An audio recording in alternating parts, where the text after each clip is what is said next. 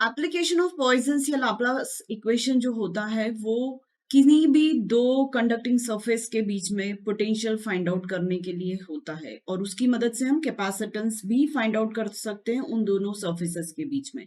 तो इसका मतलब यूजिंग लाप्लास और पॉइजन्स इक्वेशन भी utilise to find potential at any point in between the two surfaces when potential at the two surfaces are given। मतलब दोनों surfaces का potential अगर given है तो दोनों के बीच का किसी भी point पर हम potential find out कर सकते हैं। मतलब हम potential function find out कर पाते दोनों conductors के बीच में।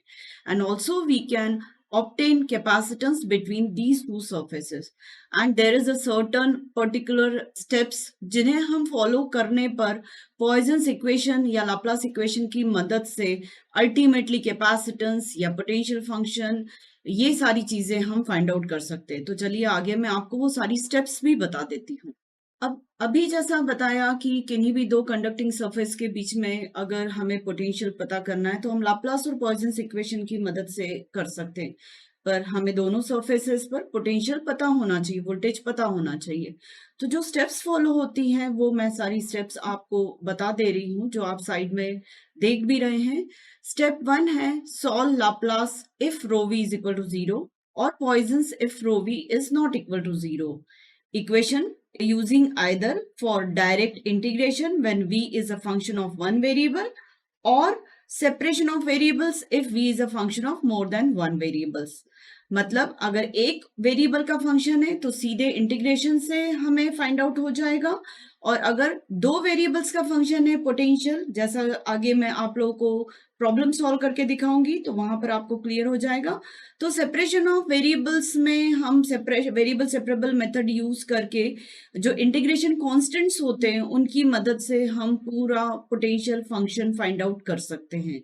नेक्स्ट स्टेप है फिर उसके बाद हमें बाउंड्री कंडीशन अप्लाई करनी रहेगी। बाउंड्री कंडीशन के बारे में डिटेल में अभी मैं पढ़ाऊंगी आप लोगों को। तो सेकेंड स्टेप है applying boundary conditions, determine the constants involved in the integration.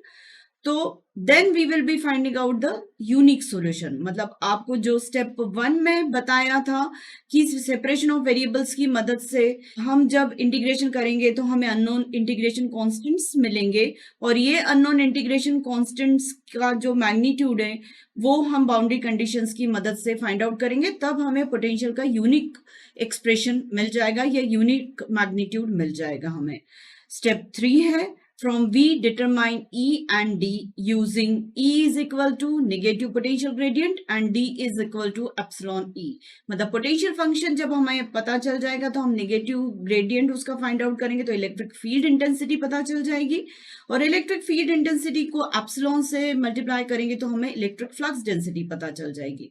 Now next is step 4. The charge density on the capacitor plates is obtained by rho s is equal to dn। मतलब हमें surface charge density rho s पता चल जाएगी दोनों conducting surface के बीच में। और naturally दो कंडक्टिंग सरफेसेस जो एक दूसरे के पैरेलल होंगी तो वो कैपेसिटर तो फॉर्म करेंगी ही। उन दोनों के बीच में हमने v पता किया जैसा स्टेप 1 स्टेप 2 में बताया, फिर E पता किया दोनों प्लेट्स के बीच में, D पता किया।